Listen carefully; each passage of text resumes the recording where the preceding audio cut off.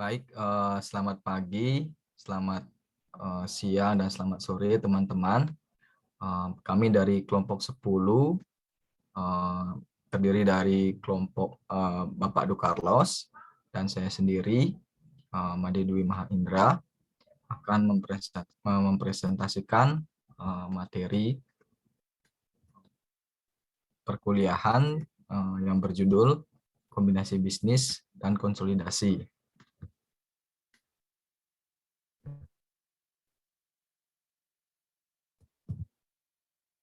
Pak,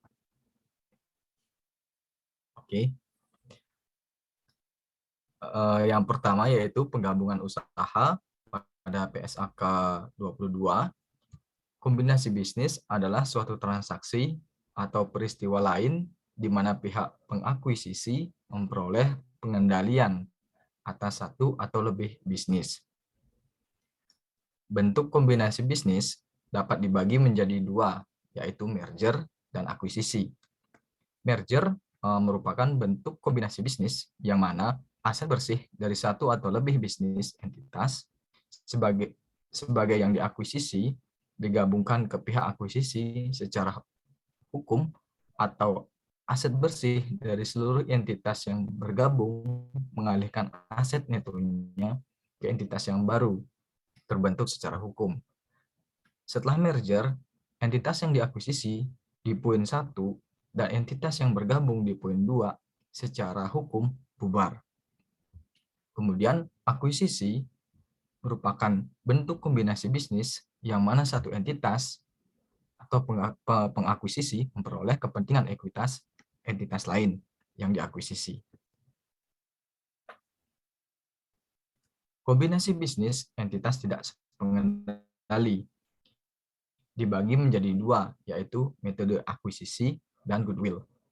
Penerapan metode akuisisi berdasarkan PSAK 22 mensyaratkan yang pertama, yaitu menentukan pihak pengakuisisi. Yang kedua, menentukan tanggal akuisisi. Yang ketiga, mengakuisisi dan mengukur aset teridentifikasi yang diperoleh, liabilitas yang diambil, dan kepentingan non-pengendali yang timbul, dan mengakui dan mengukur goodwill. PSAK 22, paragraf 19,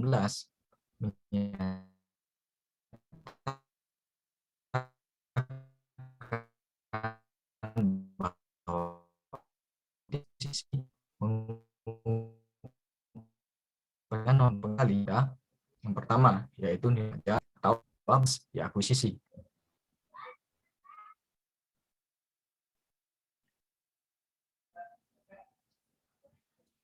Goodwill berdasarkan PSAK 22, lampiran A, merupakan aset yang berupa manfaat ekonomi masa depan, yang timbul dari aset lain saat terjadinya kombinasi bisnis, dan tidak dapat diidentifikasi secara individual dan diakui secara terpisah.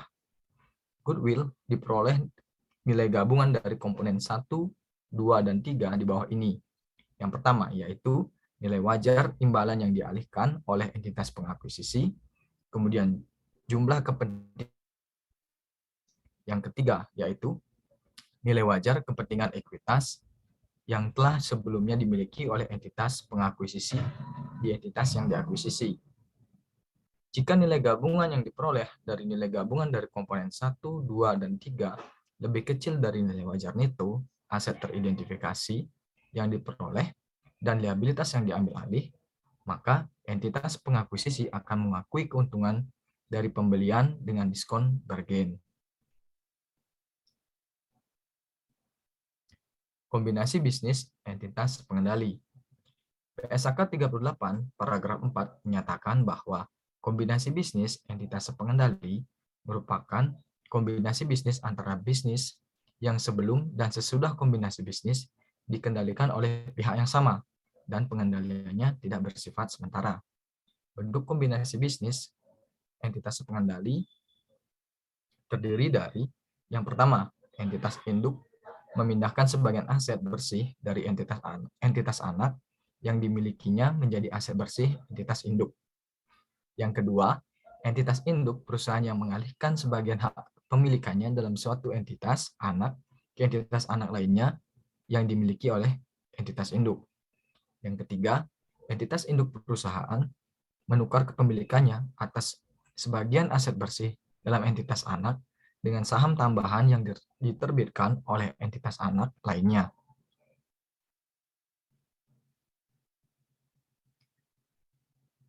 Nah, selanjutnya, yaitu laporan konsolidasi.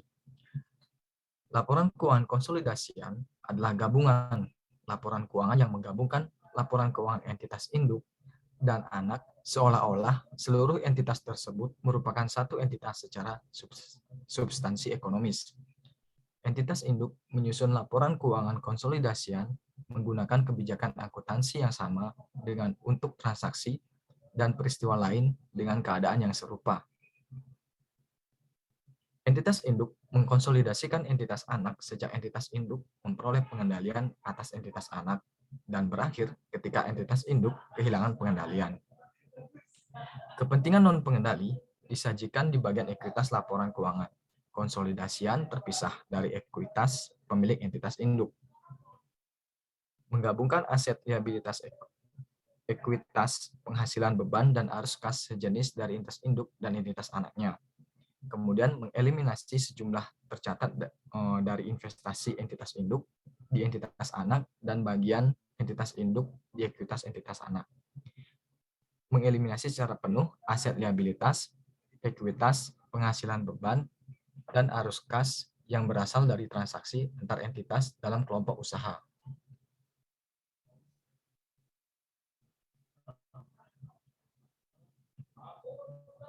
Laporan keuangan konsolidasi pada PSAK 65, yaitu ruang lingkup. Poin A mensyaratkan entitas atau entitas induk yang mengendalikan satu atau lebih entitas lain atau entitas anak untuk menyajikan laporan keuangan konsolidasian. Kemudian mendefinisikan prinsip pengendalian dan penetapan pengendalian sebagai dasar konsolidasi.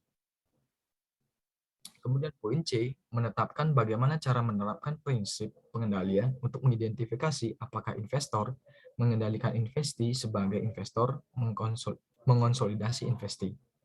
Pada poin D, menetapkan persyaratan akuntansi untuk penyusunan laporan keuangan konsolidasian. Dan poin E, mendefinisikan entitas investasi dan menetapkan pengecualian untuk mengkonsolidasi entitas anak tertentu dari entitas investasi. Kemudian, entitas yang merupakan entitas induk menyajikan laporan keuangan konsolidasian. Baik, untuk pembahasan selanjutnya akan dibahas oleh Pak Do Carlos. Dipersilakan. Baik, terima kasih. Selanjutnya tetap berada di dalam PSAK 65 mengenai pengendalian. Investor terlepas dari sifat keterlibatannya dengan entitas, menentukan apakah investor merupakan entitas induk dengan menaksir apakah investor tersebut mengendalikan investi. Berikutnya, PSAK 65 juga mengatur investor mengendalikan investi ketika investor terekspos atau memiliki hak atas imbal hasil variabel dari keterlibatannya dengan investi dan memiliki kemampuan untuk mempengaruhi imbal hasil tersebut melalui kekuasaannya atas investi.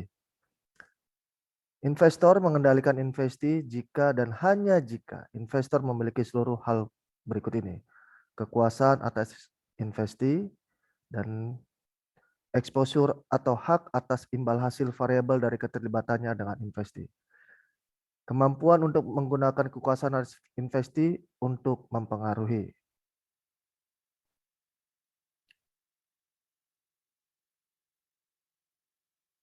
Berikutnya, PSAK 65 juga mengatur mengenai memiliki kekuasaan atau kemampuan untuk mengarahkan aktivitas yang relevan, yaitu aktivitas yang signifikan mempengaruhi imbal hasil investi. Kekuasaan timbul dari hak. Penafsiran kekuasaan mudah ketika berasal dari instrumen ekuitas. Penaksiran kadang kompleks dan mempertimbangkan banyak faktor. Bukti investor mengarahkan aktivitas relevan dapat membantu menentukan, namun bukti tersebut tidak dengan sendirinya meyakinkan.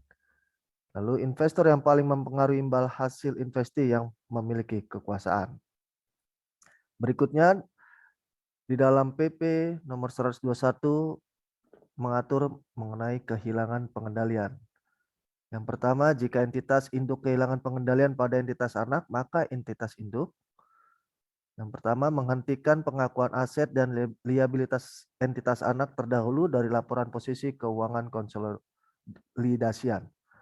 Kemudian mengakui sisa investasi apapun pada entitas anak terdahulu pada nilai wajarnya pada tanggal hilangnya pengendalian dan selanjutnya mencatat sisa investasi tersebut dan setiap jumlah terutang oleh atau kepada entitas anak terdahulu sesuai dengan SHK lain yang relevan.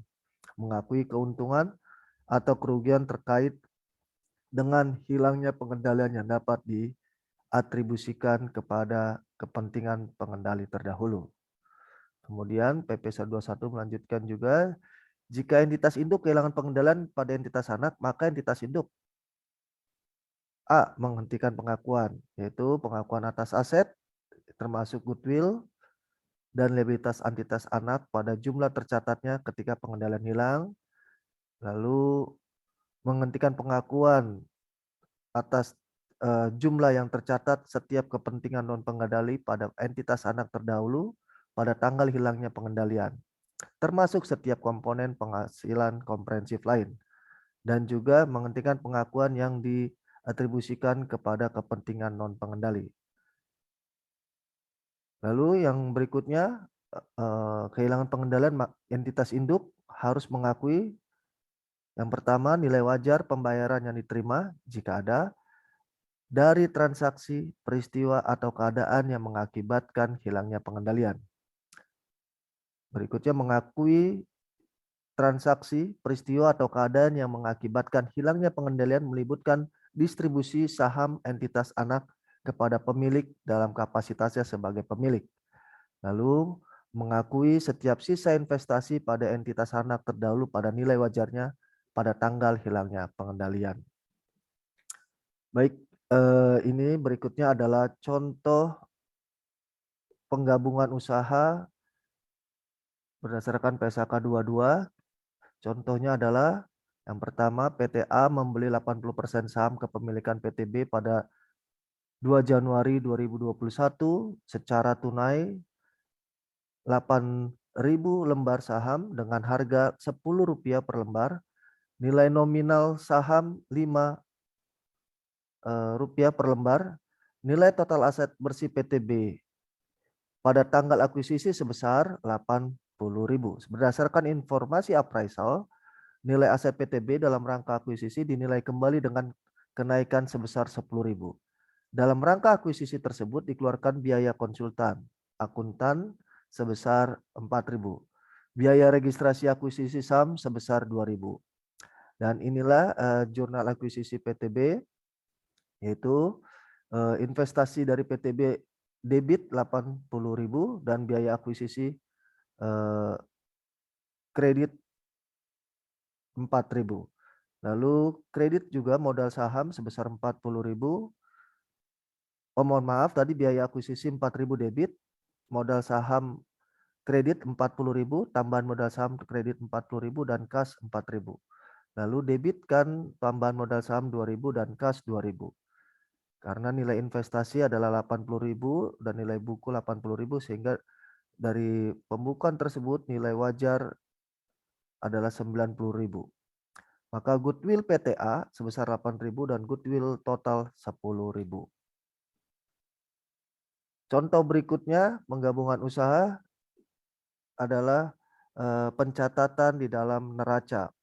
PTI mengakuisisi 80% saham PTA. Aset yang diserahkan untuk diakuisisi sebesar Rp1.200.000 dengan kondisi non pengendali 20%. Nilai buku ekuitas pada PTA yaitu pada tahun tersebut sebesar Rp1 juta. Dalam akuisisi terdapat perbedaan nilai buku dengan nilai wajar sebesar Rp300.000. Untuk tanah Rp200.000 dan gedung Rp100.000. Memiliki jangka waktu untuk gedung 10 tahun. Laba PTA selama tahun tersebut adalah Rp200.000. Dividen yang dibagikan adalah Rp100.000. Kita bisa lihat di sini ada PTI, aset lancarnya, dan PTA, aset lancarnya semua tertulis aset lancar PTI 3.200.000 dan PTA 500.000. Aset tidak lancar sebesar 5 juta dan pada PTI dan pada PTA sebesar 1.500.000. Sehingga total aset sebesar 8.200.000 pada PTI dan 2 juta pada PTA. Kemudian liabilitas dan ekuitas pada PTI sebesar 8.200.000 juga dan pada PTA sebesar 2 juta. Maka pencatatan pada perusahaan PTI pada saat dia melakukan akuisisi sebesar 1.200.000, maka akan ada penambahan pengurangan aset lancar berupa kas sebesar 1.200.000, tetapi juga akan ada penambahan berupa investasi di anak 1.200.000 sehingga totalnya tetap menjadi 8.200.000. Dan untuk PTA sebagai anak dia tidak ada perubahan. Di sini kita bisa lihat aset yang digabungkan, tadi kita bisa lihat di soalnya sebesar 1.500.000 ditambah 300.000, yaitu sebesar 1.800.000. Dari mana 1.800.000? Yaitu nilai aset wajar ditambah dengan 300.000. Sehingga mohon maaf 1.500.000 ditambah dengan 300.000 itu jadi 1.800.000. Maka total aset lancar pada PTA itu akan menaik menjadi sebesar 2.300.000 ya. Dan ini juga akan mempengaruhi total ekuitas yang ada di PTA sebagai anak. Lalu kemudian pada laporan konsolidasi kita akan lihat bahwa aset lancar yaitu total aset lancar PTI dan juga total aset lancar PTA sebesar 2.500.000 dan juga aset tidak lancar dari PTI 5 juta ditambah dengan 1.800.000 dari PTA menjadi 6.800.000 dan goodwill sebesar 160.000 sehingga total asetnya 9.460.000. Lalu pada liabilitas adalah penggabungan dari hutang PTI sebesar 2.200.000 ditambah dengan hutang PTA 1 juta menjadi 3.200.000 dan ekuitas pada PTI sebesar 6 juta ditambah dengan ekuitas pada PTA sebesar 1.300.000, maka total ekuitas dikonsolidasi sebesar 6 juta sedangkan di nilai non pengendali sebesar 260.000. Investasi pada entitas asosiasi. Ini kita, sesuai dengan PSAK 15 metode cost. PTM membeli kepemilikan PTR sebanyak 15% secara tunai 500.000 pada 1 Januari 2021. Dan kemudian PTR selama tahun 2021 melaporkan laba sebesar 80.000 dan membagikan dividen sebesar 60.000. Pada saat terjadi investasi, maka jurnalnya adalah investasi pada perusahaan asosiasi sebesar 500.000 pada kolom debit dan kas 500.000 pada kolom kredit. Dan di kas debit sebesar 9 juta dan pendapatan investasi pada per asosiasi sebesar 9.000. Yaitu diambil dari 15% dari dividen yang dibagikan yaitu sebesar 60.000. Kita bisa lihat contoh berikutnya laporan keuangan konsolidasi. PT Melati membeli 60% saham PT Dahlia pada 1 Januari 2021, 40% non pengendali dengan harga 18.000 pada tanggal akuisisi ekuitas PT Dahlia. Sahamnya ada 5.000 dan saldo laba sebesar 15.000. Laba setelah pajak pada 31 Desember 2021 sebesar 10.000 dan saldo laba sebesar 25.000. Selisih harga perolehan dengan nilai wajar aset adalah goodwill-nya adalah sebesar 6.000. Kepentingan non pengendali akhir periode sebesar 12.000 dan juga bagian laba untuk non pengendali sebesar 4.000. Dalam saldo laba konsolidasi terdapat bagian induk atas peningkatan saldo laba sebesar 6.000 dan saldo laba sebelum akuisisi dieliminasi dengan harga perolehan. Dan inilah contoh pengakuan pada laba pada perusahaan induk non pengendali sesuai dengan laporan keuangan konsolidasi berdasarkan PSAK 65. Demikianlah presentasi yang bisa kami bawakan dari kelompok kami mengenai kombinasi bisnis dan konsolidasian. Kiranya dapat berguna untuk teman-teman semua di kelas PPAK kita. Selamat malam, terima kasih.